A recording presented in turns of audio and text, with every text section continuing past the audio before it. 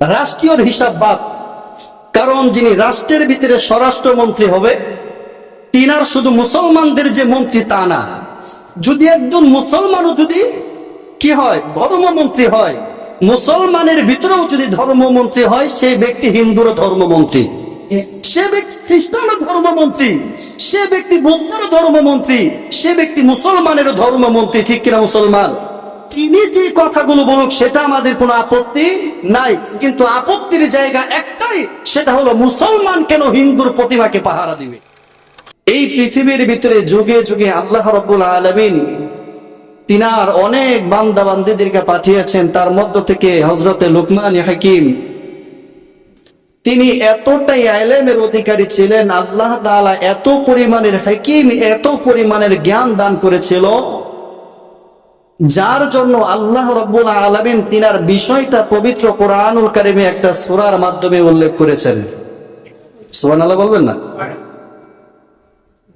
হযরত লুকমান হাকিম তিনি তার সন্তানকে কিছু উপদেশ করতেছে, এতটাই সুন্দর উপদেশ ছিল যেই উপদেশটা আল্লাহ তাআলা পছন্দ করে নিজের কোরআনের ভিতরে লিপিবদ্ধ করে দিয়েছেন। আল্লাহ রাব্বুল আলামিন বলেন, ওয়ালাকাদ আতাইনা লুকমানাল হিকমাতা আন ইশকুর লিল্লাহ ওয়া মান ইয়াশকুর ফাইন্নামা ইয়াশকুরু লিনাফসিহি ওয়া মান কাফারা ফাইন্নাল্লাহা গনিয়্যুন হামিদ। আল্লাহ রাব্বুল আলামিন বলেন, ওয়ালাকাদ আতাইনা লুকমানাল হিকমা, অবশ্যই আমি লুকমানকে এমন কিছু জ্ঞান দান করেছি, আমি এমন কিছু জ্ঞান তাকে দান করেছি, লুকমান আপনি আপনার রবের প্রতি শুকর আদায় করেন। ওয়া মান ইয়াশকুরু ফাইন্নামা ইয়াশকুরু লিনাফসিহি, যে প্রশংসা পাওয়ার যোগ্য সেই তো প্রশংসা জ্ঞাপন করে। ঠিক কিনা? এরপরে আল্লাহ বলেন, ওয়া মান কাফারা ফাইন্নাল্লাহা গনিয়্যুন হামিদ, তুমি আল্লাহ তাআলার শুকরিয়া আদায় করবা না তাতে কোনো কিছু আসা যায় না। গনিয়্যুন হামিদ, আল্লাহ কয় আমার কাছে শুকরের কোনো কমতি নাই। গনিয়্যুন, আল্লাহ তাআলা অধিক দিয়া বুঝাই দিবেন, গনিয়্যুন হামিদ, আমার কাছে শুকরের কোনো কমতি নাই। এরপরে আল্লাহ রাব্বুল আলামিন বলেন, وَإِذْ قَالَ لُقْمَانُ لِابْنِهِ وَهُوَ يَعِظُهُ يَا بُنَيَّ لَا تُشْرِكْ بِاللَّهِ إِنَّ الشِّرْكَ لَظُلْمٌ عَظِيمٌ। হযরত লুকমান হাকিম তিনি তার ছেলেকে ডাক দিয়া বলতেছে, ইয়া বুনাইয়া, হে বৎস, লা তুশরিক বিল্লাহ, আল্লাহ তাআলার সাথে কাউকে শরীক করিও না, আল্লাহ তাআলার সাথে কাউকে অংশীদার করিও না। ইন্নাশ শিরকা লাযুলমুন আযীম, কেননা এই শিরকই হলো সবচেয়ে বড় জুলুম, অন্যায়। সমাজে ঘটেনি? আমরা পরিচয় দিই আমরা মুসলমান, আমাদের পরিচয় আমরা মুসলমান নবীর উম্মত, কিন্তু আমাদের কাজ, আমাদের চলাফেরা, আমাদের হালত, আমাদের অবস্থা, আমাদের কথাবার্তা সবগুলো মনে হয় ওই হিন্দু বিধর্মী, তাদের সাথে আমাদের ভিতরে তেমন একটা পার্থক্য নাই। হয়তো আমরা দেখা যায় মসজিদে আয়েশা নামাজ পড়ি, তারা পড়ে না। ইসলামের কিছু বিশেষ বিশেষ কাজগুলো আমরা করি যেটা তারা করে না, কিন্তু বাকি সমস্ত কাজে আর কর্মে সবকিছু একজন মুসলমান একজন বিধর্মীর সাথে কেমন জানি মিলে যায়। ঠিক কিনা? এটা হচ্ছে অর্ধেক মানলাম অর্ধেক মানলাম না, অথচ ইসলাম কিন্তু এটা না। ইসলাম এটাকে বলে না।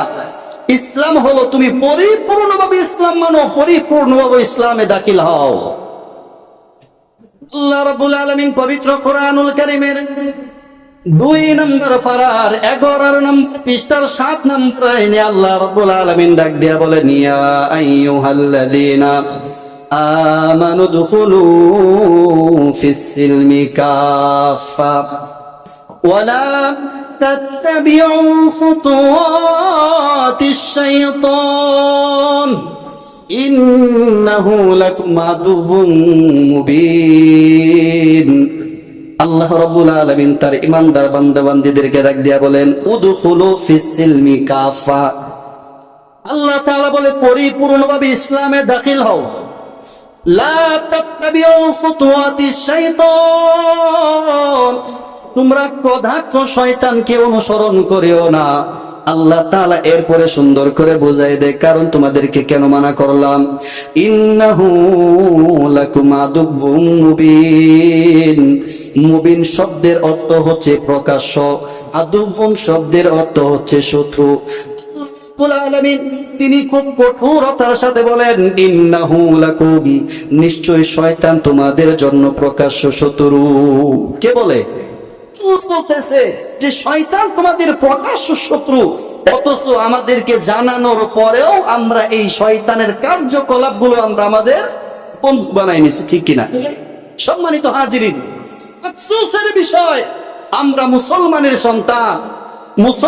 সন্তান, অথচ এই যে দেখেন হিন্দুদের বর্তমানে দুর্গা পূজা চলতেছে না, তাদের দুর্গা পূজা করতেছে, করুক, সমস্যা নাই, কারণ তাদের ধর্ম পালন করবে, এটাই স্বাভাবিক, ঠিক কিনা?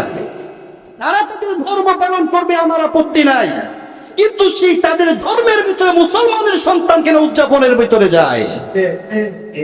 সম্মানিত হাজিরিন, মুসলমানের কালচার হতে পারে না।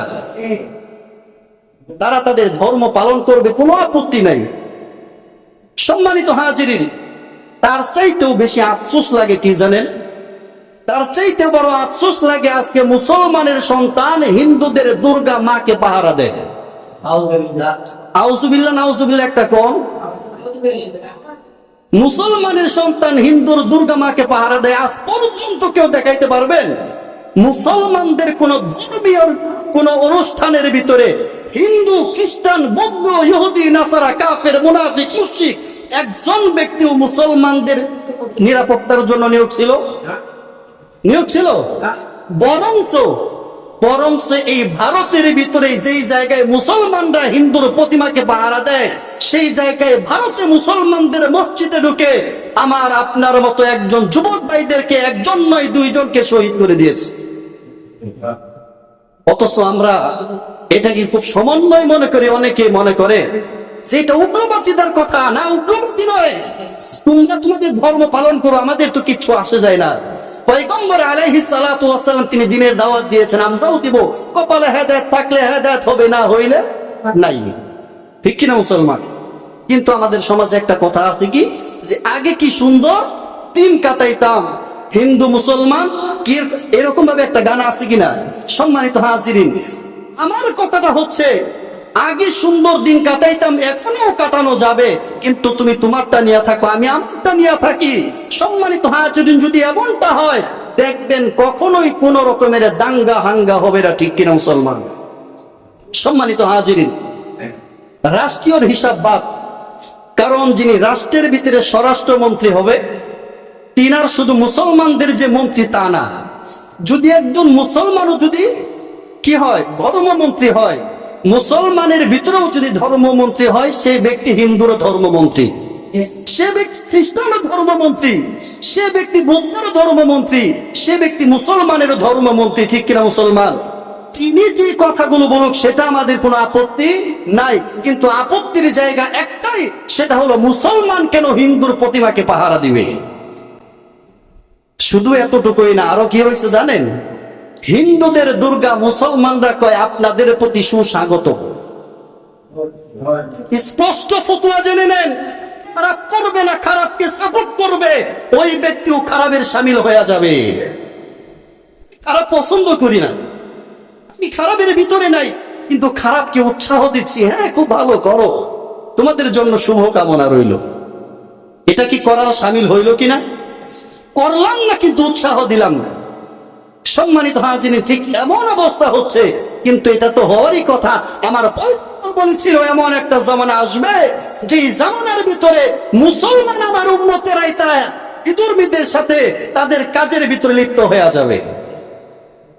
আরেকটা স্লোগান তো মোটামুটি ভালোই পুরাতন, ধর্ম যার যার উৎসব সবার, ঠিক কিনা? সম্মানিত হাজিরিন, কিছু সময়ের জন্য আমি মানলাম ধর্ম যার যার উৎসব সবার, তাইলে কেন মুসলমানদের ধর্মের উৎসব তোমরা পালন করো না? কি কথা বলেন?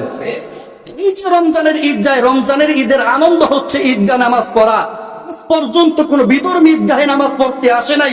সম্মানিত হাজিরিন, কুরবানির ভিতরে সবচেয়ে মুসলমানদের আনন্দের বিষয় হচ্ছে পশু জবাই করা।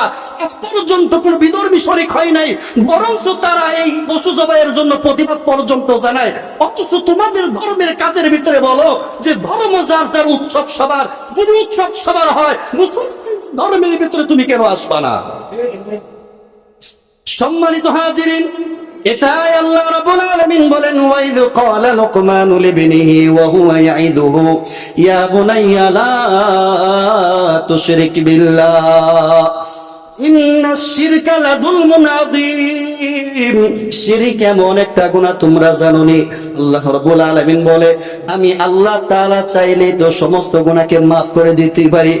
সমস্ত গুনাহকে আমি আল্লাহ রাব্বুল আলামিন চাইলে মাফ করে দিতে পারি, কিন্তু একটা গুনাহ আছে, যেই গুনাহটা আমি তওবা ব্যতীত কখনো মাফ করব না। ওই গুনাহটাই হলো শিরকের গুনাহ। ওই গুনাহটা কি? শিরকের গুনাহ, অর্থাৎ যারা আমি আল্লাহর সাথে অন্যকে অংশীদার করে। সম্মানিত হাজিরিন, বাস্তব আপনাদেরকে একটা ঘটনা শোনাই, যেটা আমার সাথে হয়েছে। আমার কলকাতার ভিতরে আমার অনেক বন্ধু আছে, বিশেষ করে ফেসবুকে তো হিন্দু মুসলিম সবাই থাকে। কোন একদিন এক হিন্দু ভাইয়ের সাথে আমার মেসেঞ্জারে কথা হচ্ছিল। তিনাকে বললাম যে ভাই, উস্কানিমূলক নয়, শুধুমাত্র জানার জন্য, আপনিও জানবেন আমিও জানবো, তবে যেটা যতটুক সহজ ততটুক, কিন্তু আবার কোনো কিছুই না। ঠিক আছে। তখন তাদেরকে বললাম যে তুমি যে তোমার ধর্মগুলো পালন করতেছো, আদৌ কি জানো তোমার ধর্মের অস্তিত্ব কোথায় এবং শেষ কোথায়, শুরু কোথায় ছিল? কয় হুজুর, এর তো জানি না। তা তো জানি না, আমি এটা কেমন ধর্ম পালন করো? সেই ধর্ম পালন করো যেই ধর্মের শুরু শেষ কিছুই তুমি জানো না, এটার অতীত কি ছিল সেটাও জানো না, ভবিষ্যৎ কি হবে সেটাও তুমি জানো না। তখন বললাম তাহলে পালন করো কেমনে? একটাই কথা, আমার বাপ দাদা করছে, আমার মা বলছে করার জন্য, তো আমরা করি। এটাই তাদের স্লোগান, ঠিক কিনা? আপত্তি নাই, সেটাতেও আপত্তি নাই। কিন্তু যখন তাকে বলা হইলো যে তুমি যে এই দুর্গাটাকে পাই, এই মূর্তিটাকে তুমি তোমার খোদা মনে করতেছো, এই খোদার কয়েকটা শাব্দিক অর্থ বলো তো। তো তিনি এর মধ্য থেকে একটা বললেন সৃষ্টিকর্তা। কি কর্তা? সৃষ্টিকর্তা। সৃষ্টিকর্তা তাকে বলা হয় যে সৃষ্টি করে, ঠিক কিনা? সৃষ্টিকর্তা তাকে বলা হয় যে কিনা কি করে? সৃষ্টি করে। যেমন কথার কথা, এই যে এটা বানানোওয়ালা একজন আছে কিনা, এই যে মাইকের স্ট্যান্ডটা বানানোওয়ালা একজন আছে, এই ব্যক্তি বানানোওয়ালা স্ট্যান্ডের কি সৃষ্টিকর্তা। আমার আপনাকে বানানোর একজন সৃষ্টিকর্তা আছে কিনা? হলেন আমার আপনার সৃষ্টিকর্তা। তখন তাকে বললাম তুমি যে সৃষ্টিকর্তা, অর্থাৎ যে সৃষ্টি করে তাকে বলা হয় সৃষ্টিকর্তা। সুতরাং এই যে তোমরা এই মূর্তিকে তোমাদের সৃষ্টিকর্তা মনে করো, ভগবান মনে করো, আমার তোমার কাছে একটা প্রশ্ন আছে, সেটা হলো এই মূর্তিকে তুমি বানাইছো না মূর্তি তোমাকে বানাইছে?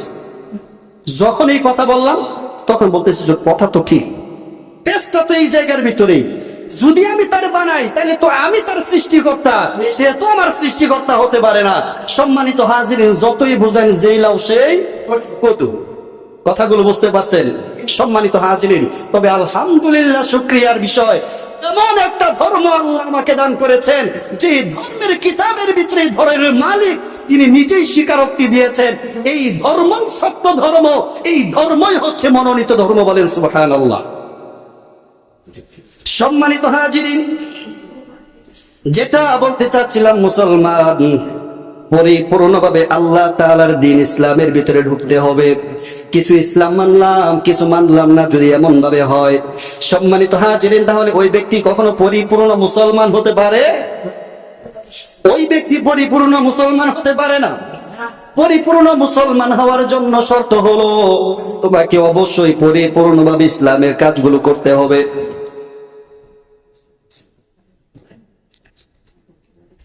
সকল প্রকার অন্যায়গুলো ছেড়ে দিতে হবে, সকল প্রকার গুনাহের কাজ ছেড়ে দিতে হবে। যদি তুমি সকল প্রকার গুনাহের কাজগুলো ছেড়ে দাও, আল্লাহ তাআলার হুকুম আহকামগুলো যদি মেনে নাও, তাইলে তুমি এই জামানার ভিতরে একজন আল্লাহর ওলি হয়ে যাবা। শর্ত কি? গুনাহ ছেড়ে দাও। শর্ত হচ্ছে গুনাহমুক্ত জীবন গড়ে আমলওয়ালা জিন্দেগি গড়ো, তাইলেই তোমার জীবন হবে সুন্দর। সম্মানিত হাজিরিন, আল্লাহ রাব্বুল আলামিন পবিত্র কোরআনুল কারীমের 9 নম্বর পারার 13 নম্বর পৃষ্ঠার 1 নম্বর লাইনে আল্লাহ তাআলা সুন্দর করে জানায়া দেন, ওয়ালাকাদ যারানা লিজাহান্নামা কাসীরাম মিনাল জিন্নি ওয়াল ইনস লাহুম কুলুবুন লা ইয়াফকাহুনা বিহা ওয়ালাহুম আ'য়ুনুন লা ইউবসিরুনা বিহা ওয়ালাহুম আযানুন লা ইয়াসমাউনা বিহা উলাইকা কাল আনআমি বাল হুম আদাল উলাইকা হুমুল গাফিলুন। আল্লাহ রাব্বুল আলামিন লাকাদ শব্দ ব্যবহার করে দিয়েছেন। আল্লাহ তাআলা বলে অবশ্যই অবশ্যই আমার অধিকাংশ মানব জাতি জিন জাতি তারা জাহান্নামী হয়ে যাবে। কে বলতেছে? আল্লাহ নিজে বলতেছে আমার অধিকাংশ জিন জাতি মানব জাতি তারা জাহান্নামী হবে। কি কারণে জাহান্নামী হবে? আল্লাহ রাব্বুল আলামিন সুন্দর করে এই বিষয়টা তিনি বর্ণনা করেন। 1 নাম্বার হলো লাহুম কুলুবুল লা ইয়াফকাহুনা বিহা, 2 নাম্বার হলো ওয়ালাহুম আ'য়ুনুল লা ইউবসিরুনা বিহা, 3 নাম্বার হলো ওয়ালাহুম আযানুল লা ইয়াসমাউনা বিহা উলাইকা কাল আনআমি বাল হুম আদাল উলাইকা হুমুল গাফিলুন। আল্লাহ রাব্বুল আলামিন বলেন আমি আমার বান্দাদেরকে কলব দান করলাম, এই কলবটার ভিতরে আমি আল্লাহ তাআলার জ্ঞান, আমি আল্লাহ তাআলার বাণী, আমি আল্লাহ তাআলার ইলম গুলো তারা রাখবে। অথচ এই কলবটার ভিতরে তারা দুনিয়ার সমস্ত প্রকারের গুনাহ সবকিছু তারা কলবের ভিতরে ঢুকাই রাখছে। এই কলবটা কখনো ভালো কাজে ব্যয় করে নাই। এই কলবটা এত পরিমাণের কালো, গুনাহ করতে করতে কলবটা জংকার পড়ে গেছে, কালো হয়ে গেছে, যার কারণে এই কলবের ভিতরে আর ভালো জিনিস বসতে চায় না। কলবটা সঠিক কাজের মধ্যে ব্যবহার না করার কারণে আমি আল্লাহ রাব্বুল আলামিন এই তার কলবটা একেবারে বন্ধ করে দিলাম। এই কলবের ভিতরে আমি আল্লাহ তাআলা আর নূরের বাতি তাদের ঢুকাই না। 2 নাম্বার হলো আল্লাহ রাব্বুল আলামিন বলেন ওয়ালাহুম আ'য়ুনুল লা ইউবসিরুনা বিহা। 2 নাম্বার আল্লাহ তাআলা বলে আমি আল্লাহ তাআলা বান্দাকে 2টা চোখ দান করলাম আমার নিয়ামত গুলো দেখার জন্য। এই চোখটার কি পরিমাণের দাম! যার চোখ নাই ওই ব্যক্তি দুনিয়া দেখতে পারে না, যার চোখ নাই ওই ব্যক্তি আলো দেখতে পারে না, যার চোখ নাই ওই ব্যক্তি সুন্দর কোনটা অসুন্দর কোনটা অনুভব করতে জানে না। আল্লাহ কয় বান্দা তোরে আমি 2টা চক্ষু দান করলাম, এই 2টা চক্ষু দেওয়ার পরে 2টা চোখটা ভালো কাজের মধ্যে ব্যয় করলা না। কোরআনকে দিলাম, কোরআনের দিকে তাকাইলা না। তোমার মা বাবা দিলাম, মা বাবার দিকে সুন্দর দৃষ্টি করে তাকাইলা না। তোমার 2টা চক্ষু দান করলাম, রাত দিন 24 ঘন্টা শুধু লগ্নতার ভিতরে খারাপের ভিতরে চোখটা ডুবাই রাখো। সম্মানিত হাজিরিন, শুধু তাই নয়, এই 2টা চোখ আল্লাহ তাআলা বান্দাকে দান করলেন ভালো কাজের জন্য। অথচ এই 2টা চোখ দ্বারা জানি বুঝি গুনাহের কাজ, তারপরেও আমরা দোকানের মধ্যে বসিয়া টিভি দেখি, ঠিক কিনা? সম্মানিত হাজিরিন, আফসোস লাগে জামাতের সাথে নামাজ পড়া যায়, টুপিটার খোলাও মন থাকে না, টুপিটা নিয়ে বৈশা পড়ে টিভির সামনে। নাম বলবো না, আমি নিজের চোখে দেখছি। আমি তো কখনো মাগরিবের পরে তেমন বাজারে যাই না। একদিন গেছিলাম আসার পরে, মানে মনে হয় যেন তারা ওই জায়গার মুসল্লি এই জায়গার মুসল্লি 2টাই সমান। সম্মানিত হাজিরিন, এখন বুঝতেছেন না, কোনো সমস্যা নাই, আমার বলার দায়িত্ব আমি বলতেছি, হেদায়েত দেওয়ার মালিক আল্লাহ। তখন থেকে আফসোস করবেন কি করলাম, আসলেও তো আমার কাজটা ঠিক হয় নাই। আপনারা বের হয়ে দোকানের মধ্যে চলে যান বিভিন্ন ছবি দেখার জন্য, বিভিন্ন অশ্লীল যে সমস্ত ভিডিওগুলো ছাড়া হয় সেগুলো দেখার জন্য। সম্মানিত হাজিরিন, আজকে 2-4 ঘন্টার আপনি আনন্দ ভোগ করতেছেন, ওয়াল্লাহি কসম এই 2-3-4 মিনিটের আনন্দই আপনার কবরে কালচাপ হয়ে দাঁড়াবে। সেই দিন আফসোস করবেন। এখন তো বুঝতেছেন না, সেই দিন ঠিকই আফসোস করবেন। এর জন্যই আল্লাহ কয় বান্দা তোরে চোখ দিলাম, এত নিয়ামতের চোখ, এই চোখ দ্বারা তুই গুনাহের কাজ করলি, এই চোখেই তোকে জাহান্নামের মধ্যে নিয়ে যাবে। এরপরে আল্লাহ রাব্বুল আলামিন বলেন ওয়ালাহুম আযানুল লা ইয়াসমাউনা বিহা। আল্লাহ রাব্বুল আলামিন বলে, বান্দা তোকে দুইটা করুণা দান করলাম, এই দুইটা করুণা দান করলাম তোকে ভালো জিনিস শোনার জন্য, কিন্তু এই দুইটা করুণা দ্বারা কখনো ভালো জিনিস শুনতে চাও না। সব সময় তুমি অবাধ্য যে সমস্ত কথাবার্তা গুলো, অনৈতিক কথাবার্তা, সেই কথাগুলো শোনার জন্য কানটাকে পেতে দাও, আর একজনের মন্তব্য শোনার জন্য কানটাকে পেতে দাও, গান বাদ্য শোনার জন্য কানটাকে পেতে দাও। সম্মানিত হাজিরিন, এই সমস্ত গুনাহ করতে করতে করতে একটা সময় দেখা যায় আমার মনের ভিতরে, আমার কল্পনার ভিতরে সব সময় শুধু গুনাহ আর গুনাহই শুধু বাসতে থাকে, ঠিক কিনা? আল্লাহ রাব্বুল আলামিন বলে, যারা কলব পায়া কলবকে ঠিক করতে পারে নাই, যারা চোখ পায়া চোখটাকে হেফাজত করতে পারে নাই, যারা কান পায়া কানটাকে হেফাজত করতে পারে নাই, আল্লাহ রাব্বুল আলামিন ডাক দিয়া বলে, উলাইকা কাল আনআম। আল্লাহ কয়, রাস্তার কুকুর কেমন নিকৃষ্ট, এই কুকুরের চাইতেও যদি নিকৃষ্ট হয় ওই সমস্ত বান্দারা যারা কলব পায়া কলবটাকে সঠিক কাজে ব্যয় করে নাই, যারা চোখ পায়া চোখটাকে হেফাজত করে নাই, যারা কান পায়া কানের হেফাজত করে নাই, তারা ওই রাস্তার কুকুরের চাইতেও বড় নিকৃষ্ট। উলাইকা কাল আনআমি বাল হুম আদল উলাইকা হুমুল গাফিলুন। আল্লাহ রাব্বুল আলামিন বলে, তারা শুধু কুকুরের চাইতেও নিকৃষ্ট নয়, তারা হলো জাহেল, তারা হলো মূর্খ, তারা হলো গাফেল। কে বলে? আল্লাহ। সম্মানিত হাজিরিন, অথচ আমরা এগুলি দৈনন্দিন করি, ঠিক না? এগুলোর ভিতরে আছি। সম্মানিত হাজিরিন, এখন আপনি বুঝবেন না, আনন্দে আছেন, মনে করতেছেন এটাই আমার জিন্দেগি। এই জিন্দেগি আপনার এই আসল জিন্দেগি না, এটা তো শুধুমাত্র একটা সামথিং, আপনাকে সময় দেওয়া হয়েছে, সুযোগ দিলাম, যাও। সুযোগ দেওয়ার পরে যদি সুযোগটাকে সঠিক কাজে ব্যয় না করো, তাইলে আমার কাছে ধরা আছে। ছোট্ট একটা উদাহরণ দিই। সম্মানিত হাজিরিন, প্রত্যেকটা ক্ষেত্রে প্রত্যেকের কিন্তু ফাইনাল পরীক্ষা হয়, ঠিক কিনা মুসলমান? সম্মানিত হাজিরিন, যদি দুনিয়ার ক্ষেত্রে বলেন, প্রত্যেকটা ফাইনাল পরীক্ষার আগে মডেল টেস্ট পরীক্ষা হয়, ঠিক কিনা মুসলমান?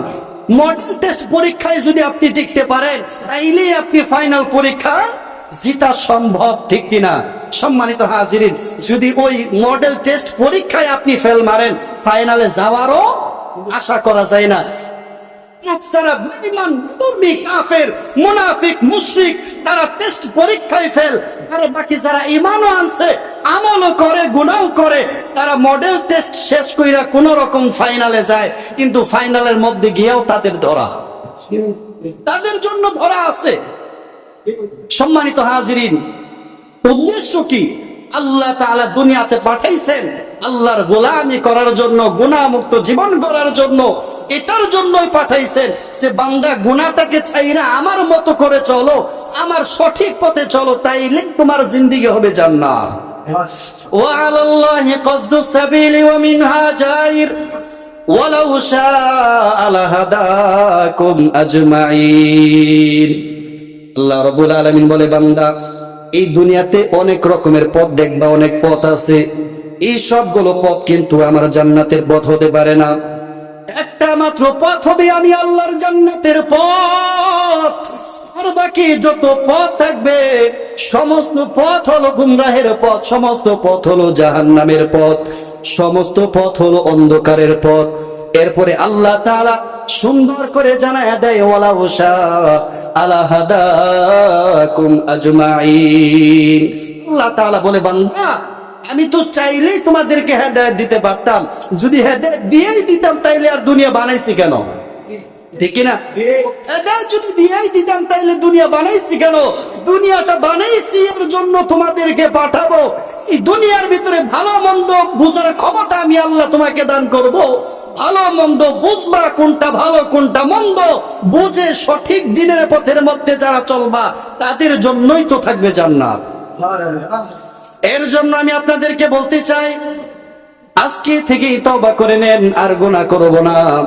আর কখনো আমি নিজেকে এই চোখটাকে খারাপ জিনিস দেখে নষ্ট করতে চাই না, এই কলবের ভিতরে আমি আর কোনো খারাপ জিনিস ঢোকাতে চাই না, এই কান দ্বারা কখনো অবৈধ খারাপ কথাও আমি শুনতে চাই না। আজকে থেকেই তওবা করেন। সম্মানিত হাজিরিন, আমাদের সমাজের ভিতরে অনেক শ্রেণীর লোক আছে, অনেকে মনে করে এত গুনাহ করছি, গুনাহ করতে করতে এতটাই সীমা লঙ্ঘন করেছি, আল্লাহ কি আমাকে মাফ করবে কিনা। সম্মানিত হাজিরিন, এই পৃথিবীর ভিতরে মানুষ স্বার্থের জন্য লড়তে পারে, কিন্তু একমাত্র আল্লাহ কোনো স্বার্থ খুঁজে না। আল্লাহর কথা হলো একটাই, আমার বান্দা যদি বুঝতে পারে, আমার বান্দা যদি অনুতপ্ত হইতে পারে, একটাবার যদি আমি আল্লাহর কাছে ডাক দিয়া বলে আল্লাহ মাফ করে দাও, আল্লাহ এমন অন্যায় আমি আর করব না। সম্মানিত হাজিরিন, আল্লাহ তাআলা বলে ওই বান্দার গুনাহকে আমি মাসুম বান্দায় পরিণত করে দেই। সম্মানিত হাজিরিন, হযরত ওমর ইবনুল খাত্তাব রাদিয়াল্লাহু তাআলা